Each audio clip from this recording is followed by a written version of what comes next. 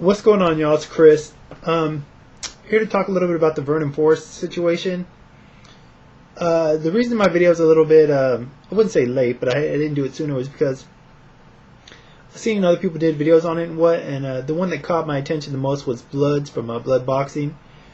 And he had an interesting take, and I kind of had a different view on some of the things he said, but I was contemplating on whether or not I really wanted to address that here, you know. I don't want people, including Blood himself, to get the idea that I'm challenging his views or I'm disputing the things he's saying. I just have a bit of a different take on a couple of points he made, or one in particular, you know. So I'm just giving my opinion, you know, but it's no disrespect to Blood or anybody else that agrees with what he said. First off, in regards to Vernon Forrest, rest in peace to him and his you know, my condolences to his family, friends, and fans across the world. You know, it's an unfortunate situation whenever someone dies before their time. I mean, who's to say when someone's time to die is, right? But under circumstances like these, you know, same with Arturo Gatti, Alexis Arguello, and, you know, not just boxers, anybody, people in general. But this is just, you know, one of those wrong place, wrong time things, you know, bad timing. I mean, you know, the man was just stopping to get his godson something. He had a little, you know, liquor mart or Circle K or whatever it may be, and he was just putting air in the tire and got ambushed. Just got caught up, you know. Just completely an innocent victim.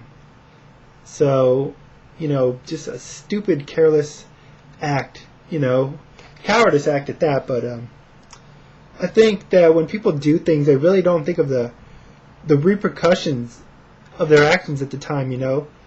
And, you know, a lot of people do that in life. I've done it. I'm sure anyone watching this has done it one time or another.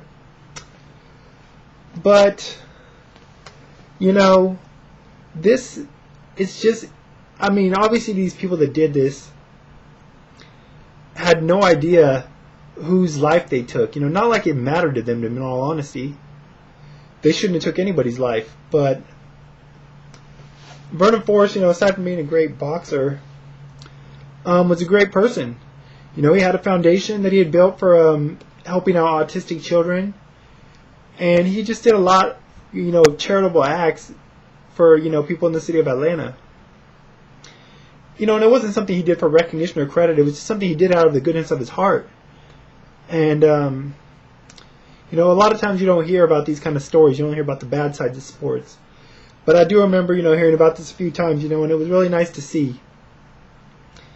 You know, hopefully this foundation will live on in his name, you know, the charitable work he's done, and it will continue on, you know, and be a part of his legacy.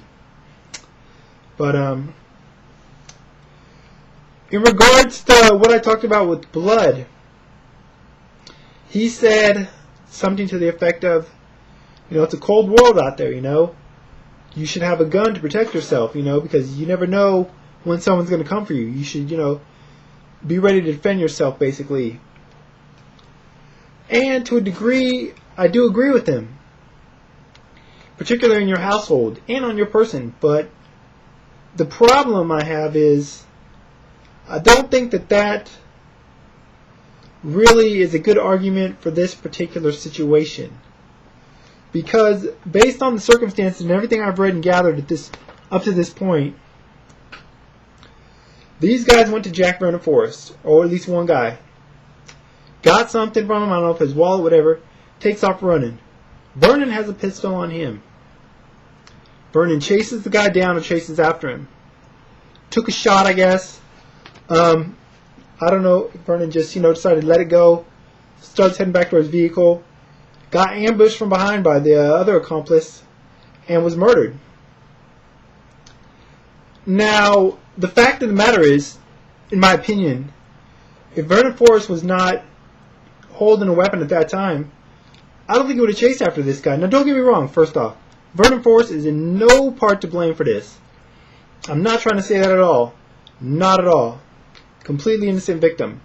However, had Vernon not had a gun on him, I don't think he would have chased after this guy, and he would have just lost, you know, whatever got stole from him, and he'd still be here. You know, that was another thing Blood mentioned, you know, someone wants to take your things, you know, kill him. depends on what things is, you know. I think if your life or your family or friends' lives are in jeopardy, then, you know, maybe you should, you know, take action in your own hands if you have the ability to do so. But if it's just a material possession or something, I just don't think it's worth it. You know, it's not worth anyone's life. You know, I don't think it's worth even taking that person's life that's trying to take something from you, you know. I mean, they got family, they got friends, they may have kids, you know. Maybe they're not doing the right thing by being out there, you know, committing these acts, but who am I to be their executioner, you know? To judge, you know, and end their life just based on a stupid mistake that they made, you know? I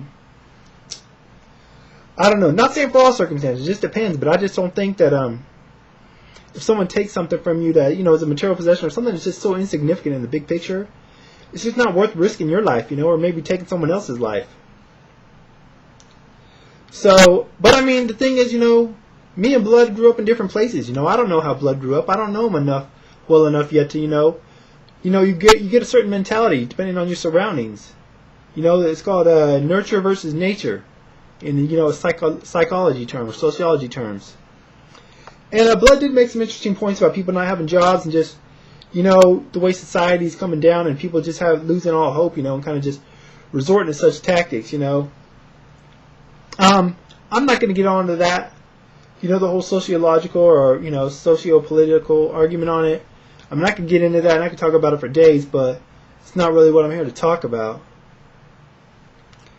But just in regards to this situation, I just think if Vernon didn't have a gun, he wouldn't have chased after these guys, and he'd still be here with us today, you know. I don't know. It's just sometimes, you know, when you have a gun in your possession, you get a sense of, I don't want to say invincibility, but you just get a different adrenaline rush. You just get a different feeling. You have a sense of power that you wouldn't have otherwise. You know, I've been in situations, you know, where I pulled the gun on someone a long time ago, you know, and thankfully, you know, nothing happened. You know, I didn't pull the trigger. You know, I didn't have any intentions to, you know. But thankfully, this man didn't reach for the gun and nothing happened. You know, no one got shot. Because I wouldn't be here. You know, I'd be in jail. I'd be in prison for life. You know, and I've been with friends and situations where, you know, maybe I had a friend or people I was with that shot at people. And fortunately, you know, none of those people got hit either. You know, otherwise, you know, my friends and possibly myself would have been locked up and someone would have lost their life over nothing. Just over stupid arguments. You know, being young, being dumb. You know, so there is a time and a place to bear arms. Especially if you're protecting your home, but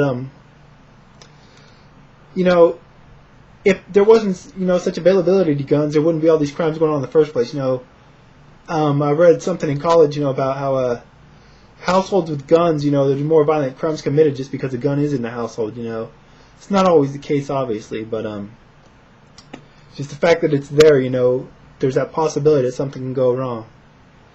But like I said, I'm not going to get too much into it, but I just want to give my thoughts on it. Also, my thoughts on Vernon Forrest. You know, rest in peace to a great man, a great fighter. Hopefully he'll be remembered for more than just his boxing career, but he was good at that as well.